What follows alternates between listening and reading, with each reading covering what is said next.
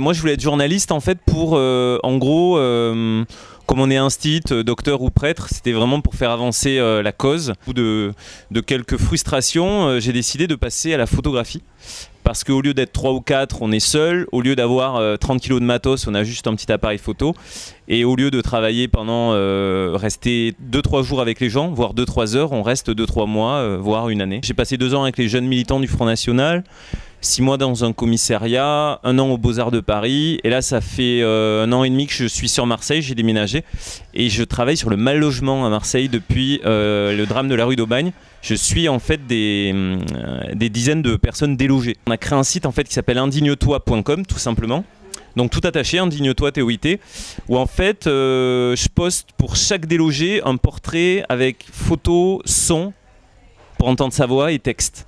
J'ai découvert ce que ça pouvait avoir comme conséquence, non pas d'être à la rue, parce que là tu n'es pas SDF, il n'y a pas une espèce de déchéance sociale comme ça progressive ou un drame, mais tu es mis dehors par les pompiers, donc d'une manière assez officielle.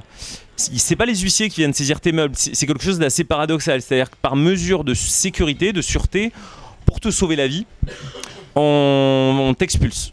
Et alors ça se passe en 20 minutes, une demi-heure pour ceux qui ne savent pas, donc tu sors avec ce que tu peux. Et en général, les pompiers te disent que, ou la mairie de Marseille te dit qu'il y en a pour 1 ou 2 semaines. Sauf qu'en réalité, les gens restent à minima 1 mois, la plupart du temps 3-4 mois, et pour certains 1 an. Une chambre d'hôtel, donc c'est pas de cuisine, pas de machine à laver. Et ça veut dire que vous êtes dans un huis clos avec votre épouse ou votre copine ou vos enfants. Et donc, il y a beaucoup de dépression, il y a quelques divorces aussi. Et puis les enfants, les conséquences psychologiques sur les enfants, on a du mal à imaginer. Juste pour terminer, moi, il y a une psy qui s'occupe d'eux et qui m'a un peu résumé ça en 1 ou 2 phrases. Elle m'a dit, le toit, psychologiquement, c'est... le logement, c'est le toit et les murs.